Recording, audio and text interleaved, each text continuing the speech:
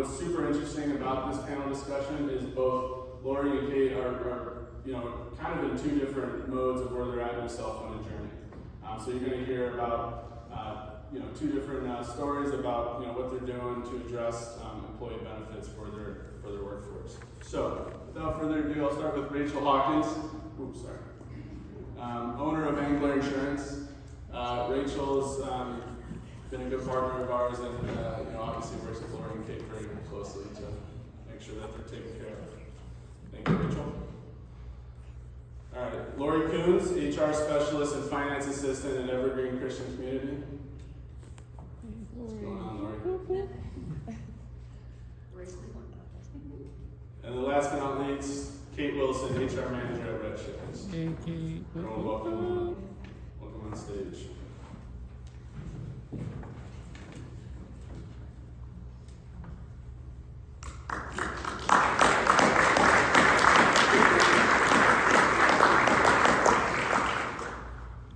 All right, welcome guys. Before we get started with your all's presentation and your journey here, I think it's an important context to start with. Why are we all here? What is the problem that is facing us today? And quite frankly, it's simple. It's the rising cost of healthcare, health insurance, and what are we all doing about it? That's why it's a collaborative effort here for all of us to work together to find some solutions that are really going to benefit everybody in the long term. Long term is also a phrase you're going to hear quite a bit here at Roundstone. We're big fans of the long-term approach. We think it's the most effective way to look at your healthcare spend and manage it over that time. But one thing, just to kind of set the stage, we did a CFO webinar a couple months ago with the CFO Leadership Council, and there's about 100 CFOs on this webinar, and so we surveyed them while they were joining, and we asked a pretty simple question. Are we in a commercial health insurance crisis? And the resounding answer is obviously yes. We've been in a crisis for years. So this is obviously nothing new, probably to all of you back out there. This isn't anything new. But 80% of them said yes, we're in a crisis. And so we think it's about time that we talk about it and what can we do to solve this issue. So with that said, we're going to get started. So Lori and Kate, and Lori, we'll start with you. Just start by telling us about Evergreen, what the company does, when it was founded, how many employees you currently have, and then your role within the company. All right, thank you, John. Yeah. So Evergreen Christian Community is a church and school located in Olympia, Washington. We were incorporated in 1928.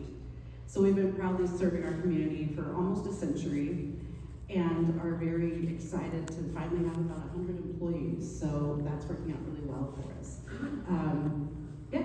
And my position is HR director. So I handle pretty much, or at least oversee all of the HR functions, including recruitment, employee development, benefits administration, and making sure that we have a positive workplace. Busy. Kate, same question to you. Good morning, everyone. My name is Kate Wilson. I'm the HR manager for a small holding company based out of Anchorage, Alaska, called Redshift Inc. Holding company basically means we do all of the administrative paperwork for the 4 companies underneath us.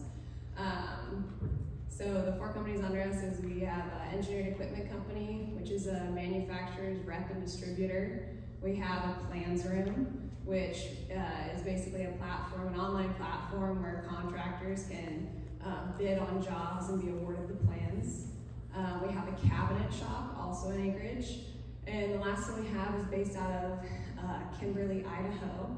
And it is a bean and pea seed seller of the garden variety to the wholesale market. And it makes up about 50% of the international market. It's a very small market, but we have a pretty big part in it, which is really cool. And within all of that, I am the HR manager. So I do a lot of the stuff that Lori just said, as well as it's a small company, so we wear a lot of hats. But I take care of the benefits, the payrolls, the We do the commercial insurance a little bit, accounting, kind of a lot of things. But that's for the most part what we do. And we're pretty diverse in that we operate out of, the main headquarters is in Anchorage, but we have a branch in Washington. We have remote workers in Oregon, Ohio, and Colorado. Or not Ohio, sorry, we're in Ohio. Anyway, and then of course we have the last one in Idaho. So we're kind of all over the place with a pretty diverse group of employees. So. I have a family member that would love what you guys do, by the way. So one of these days I'll introduce you to her. But Rachel, can you, I guess, start by just sharing a little bit about your background? How long have you been a broker, health insurance broker? How long have you known Lori and Kate here? Stuff like that. Yeah, absolutely. So I'm Rachel Hawkins. I'm the owner of Angler Insurance. I've been in the industry for 15 years. And when it comes to medical captives, it's something that I specialize in. I think, a few years back it was that light bulb of, wow, there's actually a solution that rewards employers for managing their risk. And I loved it and haven't looked back since. I primarily work with small to mid-sized employers, typically down to 25 up to 500. And so that's why they are the perfect size for what we're able to do and accomplish a lot of their goals. I first met Lori because our kids go to their school. And when we first met, she was really looking for a partnership with a broker and someone that's going to clearly educate them and teach them how we can navigate this very complex industry that we call health insurance, and also long-term solutions of what they're looking for. I had first met Kate because they were going through a very frustrating, fully insured renewal, and due to COVID and the closing of a business, they had to relocate their headquarters, and with that came increases for their medical plan, and it was just an extremely frustrating process. So I helped guide them actually to their first step is level funding, and that's where we really started to have this journey. I think at the end of the day, what's really important is that these aren't just case studies, they're partnerships. And that's where you really get your foundation of where you want to see this go and the other solutions we can use to make their vision come true. Awesome. Yeah, I would echo that statement. These are partnerships. Everybody in this room, we're all part of one big partnership, and that's making sure that at the end of the day, your employees are well taken care of, right? And that you're controlling your medical spend as best we possibly can. So, thank you guys. Before we kind of dive in further to their story, just one quick thing. You're going to see this quite a bit throughout today and tomorrow.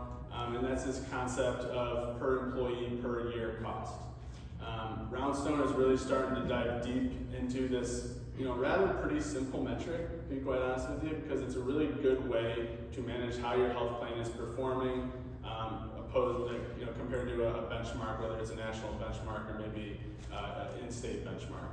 If you're curious about these benchmarks, please come up to someone at Roundstone. We can share those with you. But what is per employee per year? Well, it's basically your total healthcare spend broken out into how much you pay per enrolled employee on your health plan per year, right? It's simple, but we wanted to show you real quickly, like, how do we get to this number? And so, if you're fully insured, you just take what you spend annually on healthcare, divided by how many people you have in your health plan, boom, you have your PEPY cost. If you're self-funded, you can work with Roundstone. We'll get you all the we'll do your PEPY for you, quite frankly. We'll get the necessary data to show what you're actually spending per employee per year on your health plan. But what we want to talk about today is, and this kind of hit our radar when Mercer came out with a study that said that the average cost of employer-sponsored health coverage in the United States is about $16,464 per employee per year. And so that sparked our interest, like I said. We said, I wonder how much our Roundstone clients on average are spending. And so here's our PEPY comparison, and you know, something that both Dan Mozoff and Dan Majernik are going to be talking about tomorrow. But you know, using preferred bundles, using these strategies that are just, you know, are proven strategies to work for you. Our clients in those strategies are about $10,800 per employee per year.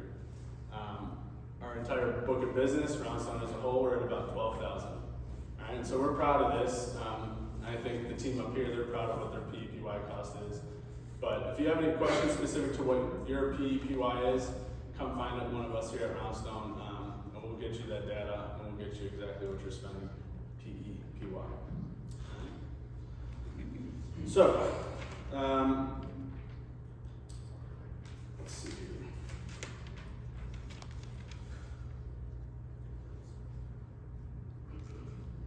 So we're going to go with Evergreen Christian Community first. Lori, can you tell us about what led you to considering switching to a captive model? Well, we had been with a fully funded model for our existence and offering any health care for our employees. And so one of the main factors was, of course, cost. We were seeing every year at least an 8 to 10% raise in premium prices, and that was after a lot of negotiating and doing all we could to try to get those costs down. And so we had known Rachel previously, that full year before we made a switch. And when we looked at the numbers again for the upcoming year, you know, we just said we need to sit down with her and try to understand this concept of self-funding and what she has to offer, because we really didn't understand it at all. And by the time we finished, we also realized we could have not only a better cost factor, but we could also have so much more control over the product we offered and over how it breaks out in terms of deductible, but also premiums for our employees and how we structured that. So that was a huge factor too, and ultimately led to our decision to make the change. You know, Kate, can you, I guess, tell us about your journey and what kind of brought you to the self-funding and the captive model? Yeah, of course. So our story is a little bit longer, obviously, as Rachel kind of already touched on. We switched over to level funded before we made the switch just this year, actually, over to Roundstone. But so back in 2023, we had originally been insured through an industrial paint shop that we had out of Washington. It was the largest company that we had at the time, and so we were able to insure everybody through the MBA, if anyone's familiar with that. It's kind of a similar to a medical captive in that it's a bunch of small employers who fall within a specific industry to be able to pool and have better buying power so that our premiums are better. And we loved the plan. We would have stayed on it for a long time if we could have, but because we had to close that company, we had to pivot. So we weren't necessarily seeking out a whole lot of change, but it found us. And so we made the decision to move to a level funded plan. Rachel helped us with that switch, and as Lori kind of already touched on, a lot of the reason why we decided to go that route was simply cost. For us, being based out of Alaska, the cost is even higher than the normal conversation around insurance. For us, just for some background on that, I guess, the problem in Alaska is that the providers don't negotiate at all with the networks carriers. And so when they can't come to an agreed upon rate, it defaults to what's called normal and customary. And because nobody negotiates, what's normal and customary is very high. So I grew up in Alaska, and we had a friend who went to go get a hip surgery, and the insurance told him, hey, rather than driving 20 minutes down the road and getting it done here, we're gonna fly you first class to Seattle. We're gonna put you up at a hotel for 2 weeks, and then so you're there for all of your follow-up care, and then we'll fly you back home first class. And that was cheaper than having the procedure done in Anchorage, which is crazy. It's a whole other ballgame up there. So coming from the Washington rates, so then trying to go fully funded and Alaska rates, it was like 3 to 4 times more than we had been on. And because our employee base is so diverse, with commissioned salesmen to your entry-level untrained warehouse workers, it's been tough to find a plan that really works for all of the employees that we have. So we switched over to a level funded plan just because we didn't feel like we knew enough about a self-funded plan yet. It feels intimidating kind of to switch a whole structure of your plan and jump over to a self-funded plan without really knowing a whole lot about how they were structured and what it would mean for administrative end of things and what it would mean for employees. So we made the switch, and to be honest, we did not like the level funded plan. It was a rocky road. I think that a lot of the issues with it was obviously we didn't have a network associated with it, which I know is an option on a self-funded plan. But we went with no network in the assumption that our insurance would work with any provider, but the providers don't always necessarily want to work with that insurance plan. And so we had told employees that you can stick with your providers, this insurance will work for whoever you see, and then they would go have a service provided, and then they would feel nervous because the provider would say, hey, you're not actually covered. We're not going to work with you. And so they've had a procedure done, and they're being told that they have this big bill coming down the line. And so Rachel and I both got a handful of pretty panicky calls from people who were understandably very stressed about whether or not they actually had insurance and if it was going to cover the procedure or not. And so that was tough. They were covered. It was just employees. There was a learning curve with employees needing to basically be a part of the claims process. So even if the provider wasn't going to send it on to our insurer, the employee could, and they would still have all the plan documents and descriptions of what is covered or not still applies. But them having to send it in was definitely a learning curve that wasn't a very fun one to try and figure out and navigate.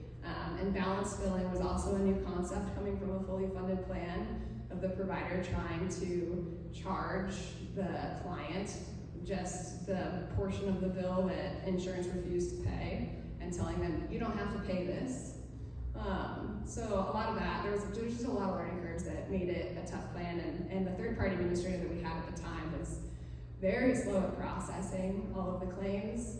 We had one person that was almost sent to collections because it was such a slow processing time, and so Rachel had to jump on the phone and talk to the hospital, talk to him, talk to insurance, and be a middleman for us to be like, this is gonna get paid, and we know it's taking a long time, and so that was really frustrating. It took months to add someone to the plan, like have it show up on the bill, like they had coverage, but then they would back bill us. So there was a lot of things that were not ideal about that plan. So obviously, when renewal came up this last year, we were like, yes, we would like to change, please. So we then decided that we were going to come over and do this self-funded plan, which is honestly, we're very new, we're only 5 months into it, but it has been so much better. There's been a lot of hand-holding from Bywater, which is great on how the plan works, how it's structured, what the changes are. A lot of the changes really have been on the administrative end, so employees have really welcomed the switch over to the self-funded plan, and they love that we have a network again. They understand that. So that's kind of our story. We're new here, but it's been a good switch, and we're still learning, but it's been positive. I'm glad we could come to the rescue. Yeah, thank you so much. We're excited for you to kind of get through your first full year with us, and eventually we can look back at what your PEPY is and see how much we're accomplishing as opposed to maybe what you were doing a year ago. I think that'll be really exciting probably for you and Rachel, I'd assume. So. But the good news is we do have enough data to kind of highlight the PEPY cost for Evergreen because they've been with us for over a year now. And so, we're really pleased to see that they're hovering right around kind of our bundled average, which is what I think our goal is. I think for most times, obviously people want it to be lower, but $10,825, you're beating the national benchmark by a good $6,000 per employee per year. So that's a big accomplishment, I think, for your organization. All right, Rachel, can you kind of explain to explain to the audience how you explain the captive and how it differs from what they were doing now. Jumping from either being fully insured or level funding, it is a big jump into a self-funded plan. No matter if you're in a captive or just traditionally self-funded. So how did you kind of go about explaining this change into self-funding and kind of what led them down the path of saying this is a good solution for us? Absolutely, Jack. I think I knew already they were coming from that fully insured mindset, right? So as soon as we could say, hey, there's an opportunity for you to be in control of your information, your data, and you pay for what you use. That's a big difference between self-funding and fully insured. And I think for Evergreen Christian specifically, them being a nonprofit organization, every dollar that we can retain in our healthcare spend is every dollar that's saved towards their mission. And that is powerful. And I think for Redshift, it was a strategy of, okay, we can't keep going this way. We made the transition to the level funded plan really because of cost, moving from Washington to Alaska rates, those rates tripling, and trying to find a solution. And it was very clear that you need to have the quality of your care, and that's something that the whole team at Redshift really embraced from that ownership level. Is we want a plan that's going to cover and protect our employees. And I think when I'm explaining the captive model to both of them, it was just kind of this light bulb that went off of, there is another way that we can do this. And sometimes it can be scary, the unknown, but also trusting in the partnerships that, okay, we have very quality people, between the Roundstone team. The TPA that we have for both of them is Bywater. The PBM that we have, which stands for Pharmaceutical Benefits Manager, is TrueRx. And just these packages that we're putting together, they're not on an island by themselves. And I think that extra layer, which makes the captive so special, really allowed them that confidence to make that change. And, while a big reason obviously people move to a self-funded health plan is they're looking for a more cost-efficient health plan. But I think we can't lose sight of the employees and what their experiences are in a self-funded plan. So, Lori, can you maybe touch on just, how your employees reacted when, I guess the first time you told them you were moving to a new health plan, whether you told them it was self-funded or not, you said, hey, you have a Bywater ID card. What was their reaction, and how's it been going for them? Sure. So any change is hard, right? Especially with employees, you have various thoughts and opinions on everything. I don't think I ever said the word self-funded. I think I just went forward like, this is our annual benefits meeting and this is what we're doing. So the big factor for us was that Rachel is in our area. And so when we had our annual benefits meeting, we had her come, and we got such great support and education for our employees from her that really overall it was very well received.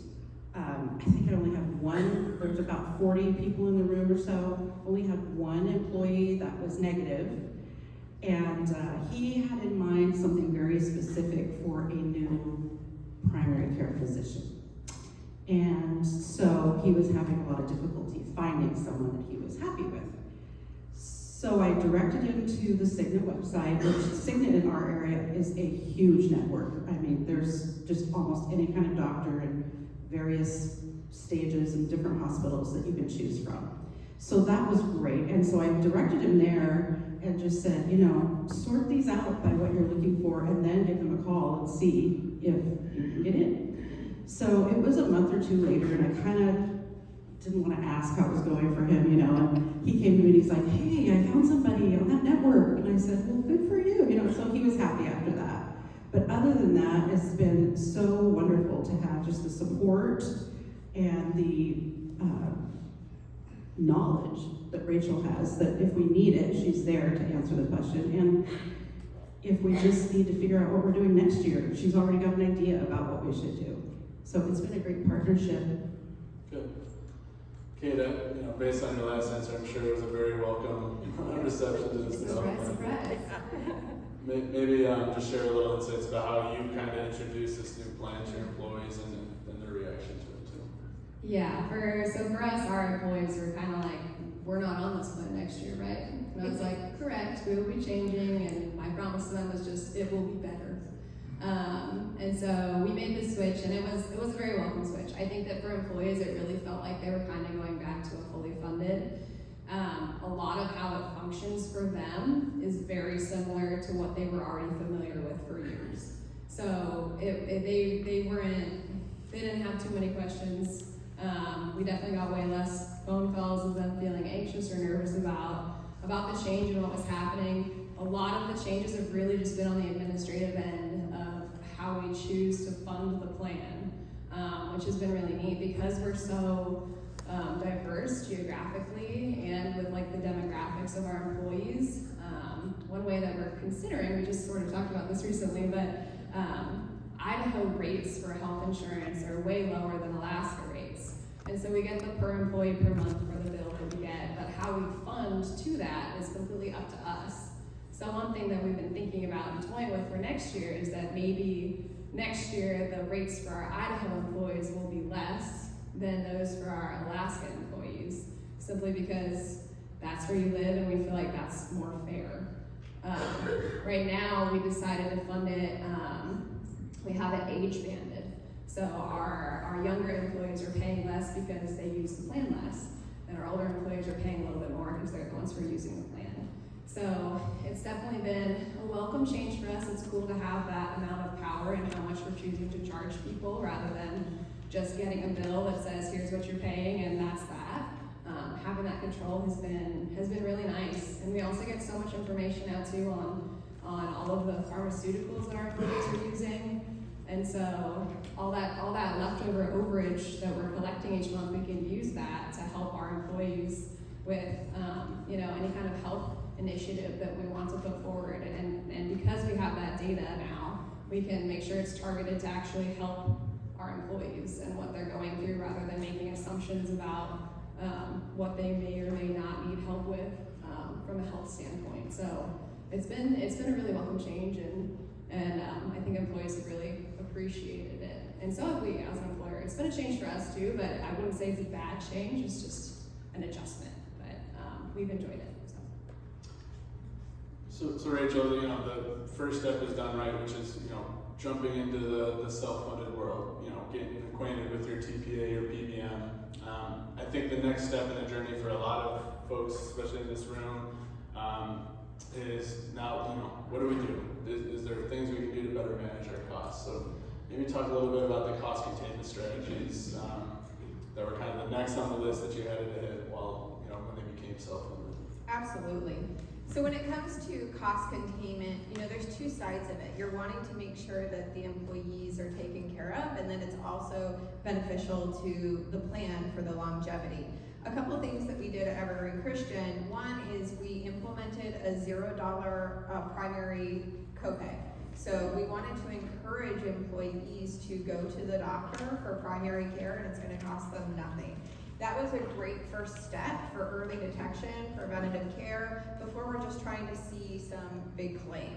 Another thing that we implemented is direct primary care. This was primarily for one of the executives, the new pastor that came on board, and they were moving from Texas and moving a whole family. The concern of, are we going to have a doctor? So by implementing direct primary care, and when that family arrived, day one, they had a primary care physician that could care for them and their family.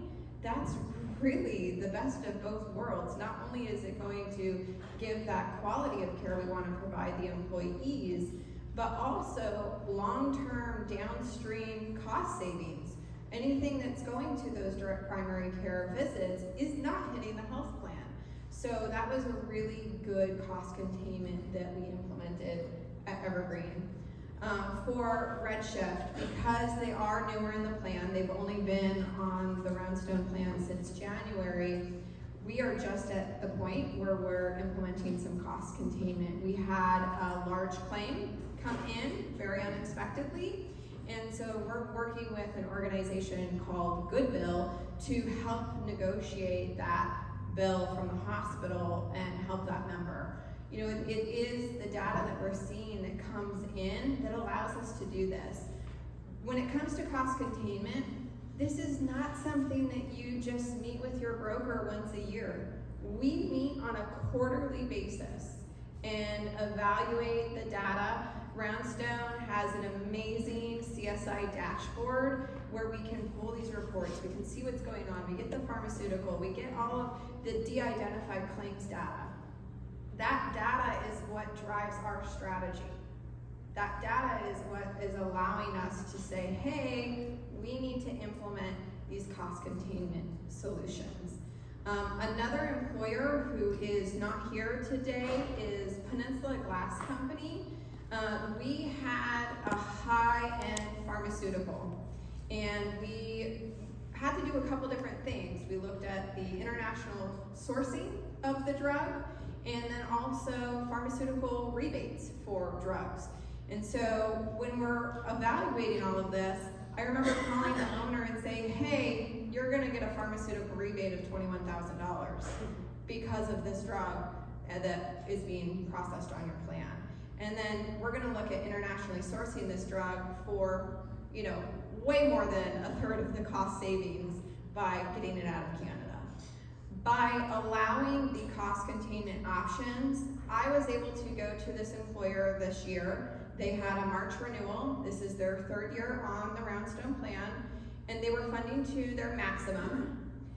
And it's the first time I sat down with their board and said, guys, we're gonna do a 0% renewal. And they're just like, what? Like, that's not even something that can happen in the industry, right? No, it is. It is because we funded the plan correctly. We didn't have to put more employer funds in. We didn't have to go to those employees and say, hey, your coverage is getting worse this year and your rates are going up. We were able to combat that through this long-term strategy. So when we talk about cost containment, we have companies that are brand new, been in here a year, and then an example of 3 years and being able to provide that 0% renewal. It's amazing. That's ultimately the goal of what you're wanting. Kate, I'll start with you. Kind of looking back, this whole journey that's kind of brought you to where you're at now, 5 months into the self-funded plan. What are some key lessons learned, takeaways, I guess, that you could share with the audience that looking back now that recognize with you? Yeah, sure. I think for us, one of the biggest hesitations in going to a self-funded plan was we're small. We're 46 employees. I think I forgot to say that earlier. So normally I feel like the mark is like 50. Once you clear 50, you've got a little bit more buying power, and then our goal was really a mindset of we need more employees, or we need to find another company to bring on, so we pass that 50 employee mark, and then we finally have more of a say in what our premiums are going to be and what our healthcare plan looks like. We just thought that we were too small to be on a self-funded plan, and like Rachel said earlier, we had a really big claim come in for an emergency service that an employee needed, and it drained our account. And that's scary. It's scary when that happens. Obviously it's our first year, so we didn't have anything built up to kind of weather that storm a little bit, which is scary, but it's also like I know that it's gonna start building back up. And I think that's probably the biggest thing that's scary about being a small employer is that one big claim can have a large impact on your account. But we have the stop loss premium, so they can only take so much, which is really great before it kicks up to the other insurance that would then kick in. So that's been nice to know that the max they can take for us at least is $50,000, which is plenty. So that I think is the scariest reason of why we were so hesitant to switch the plan, beyond all of the learning of what is this plan and how do we adjust to it. So I guess just because you're small, it doesn't mean that you can't go on to a self-funded plan. I think kind of like Rachel was already talking about is you have so much more control going forward, and you don't necessarily have to expect the renewal increase of 15, 20%, whatever it may be a year, and then they don't even tend to give you a reason as to why. It's just inflation, or it is what it is, and it's gonna go up, and you just kind of have to sit, smile, and nod.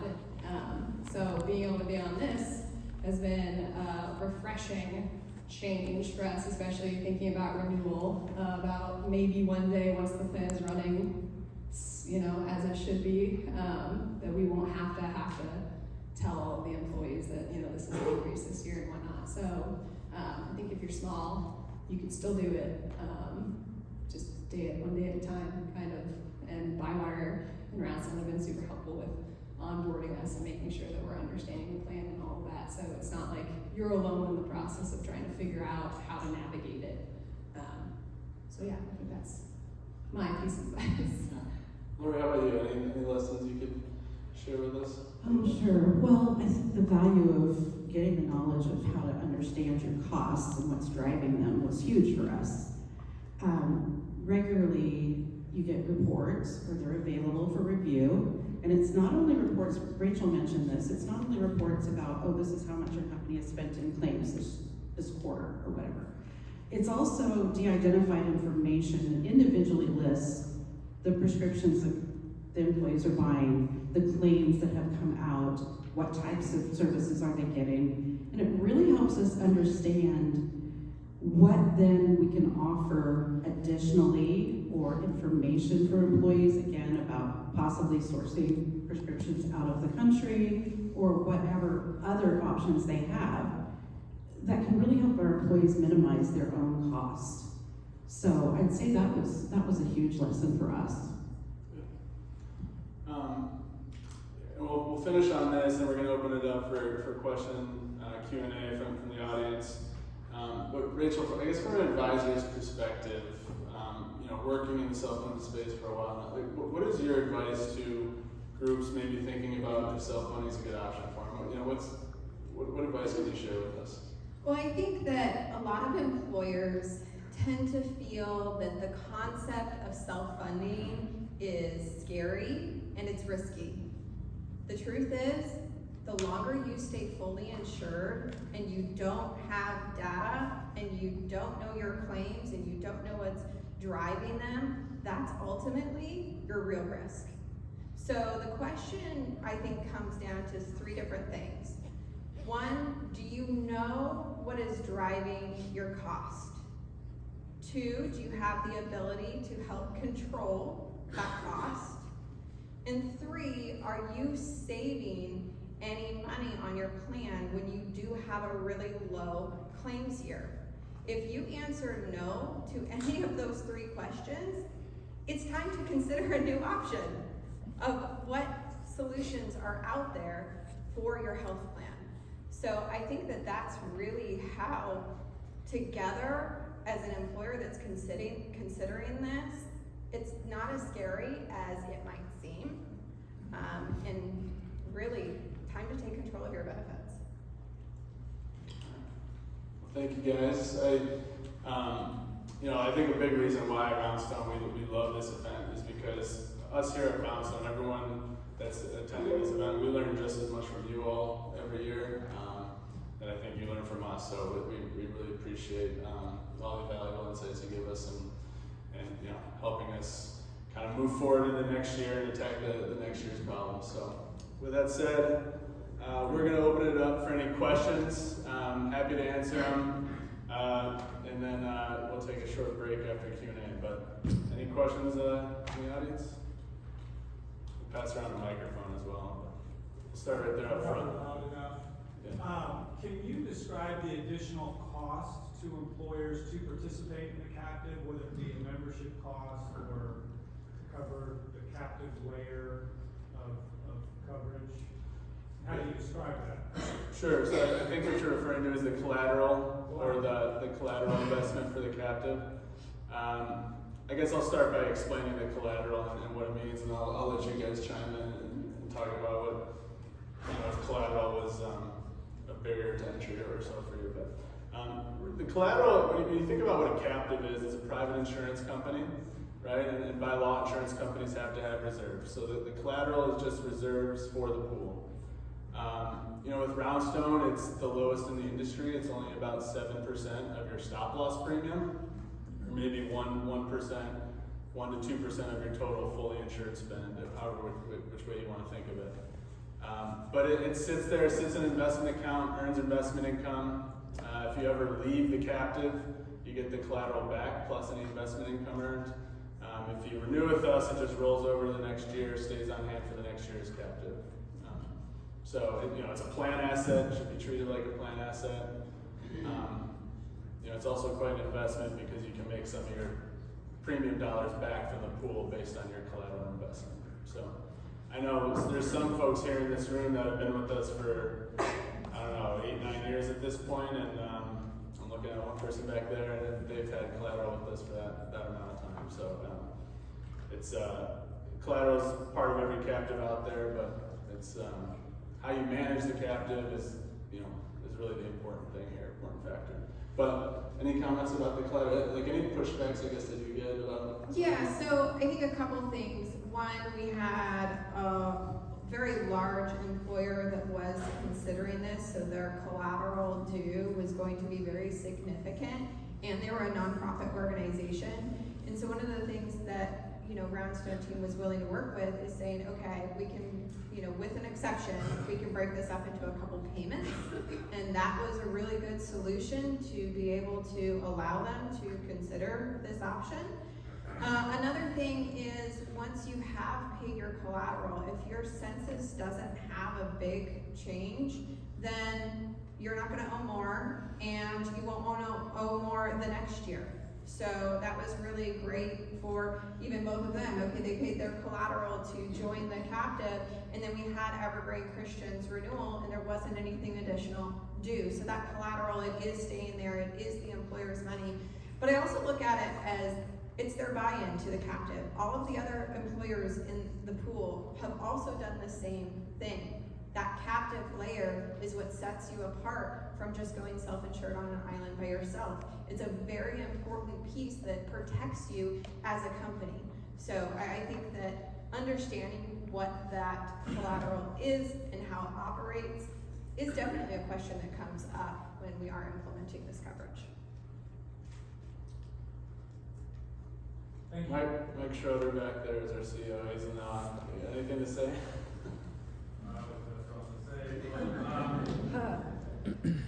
One thing to consider about collateral is it an additional cost? Every one of our proposals shows our total cost of what your alternative cost is.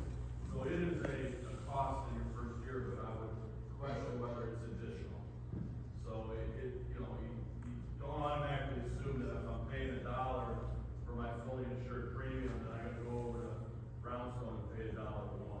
You have to have this underwriting approved, you compare it, and our proposals will show you, hey, lo and behold, it looks like you're not paying $1 anymore, you might be paying 95 cents. So collateral is included in those total costs, but I would, don't look at it necessarily as additional cost. And then keep in mind, like the historical distribution on the captive, ironically, all mirrors that 7% stop loss premium. So I don't know about you guys in the market lately, but think about that ROI. You put 7% of your stop loss down, and in 1 year you get 7% back, and the next year you roll again, you might get another year. There you go. So it's a good return. The reason you go to these captives is not for that. You go into it for control and long-term cost savings. But don't get hung up on the flat. I agree, Mike. Well said. Any other questions? Yeah, Deb back there, yep. Real quick question, what size of group is good for the captive? I know you probably told me that before, but. Yeah. Any group between 20 enrolled and really 1,000. I would say our sweet spot is probably that 30 to 300 mark. That's what I think where we show the most value for groups is in that area. Yeah. Our average group size in the pool is about 85 enrolled, so I can kind of give you an idea of where most groups fall.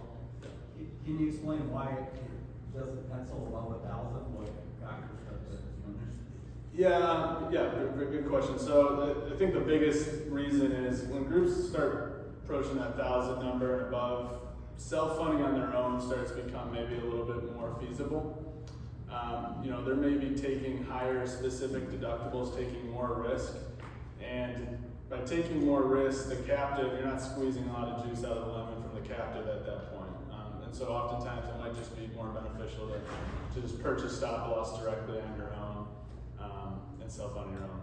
So it's not really a size thing, it's actually more of a risk tolerance question for each employer. If you're 1,000 lives, how much risk do you want to take? If you're risk intolerant, then a captive might make a lot of sense.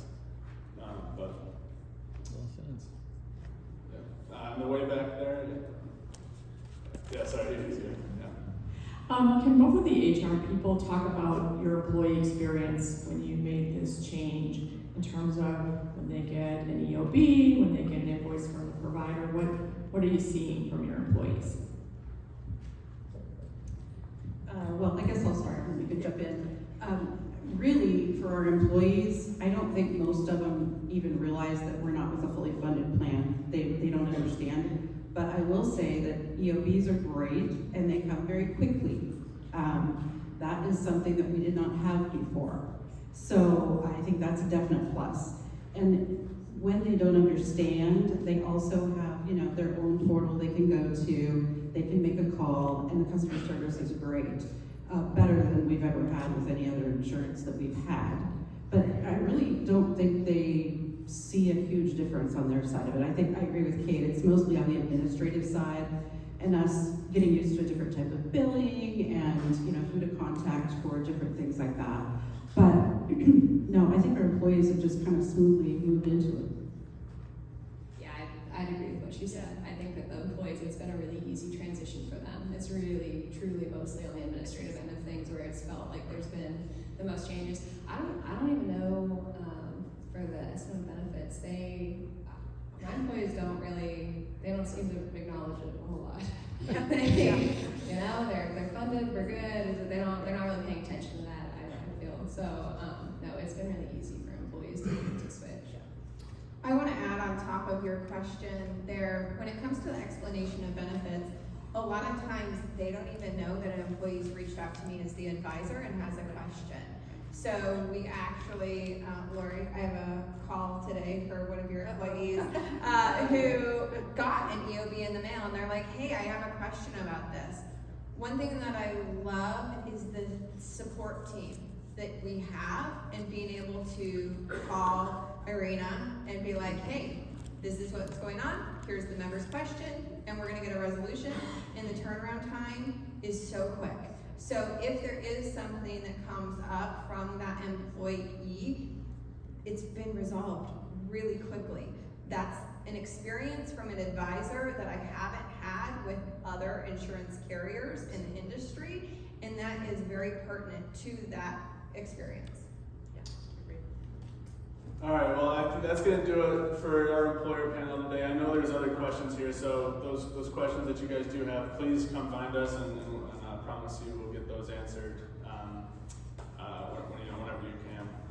Come find us. So for now, I just want to say thank you, Rachel, Lori, Kate. Thank you for being up here sharing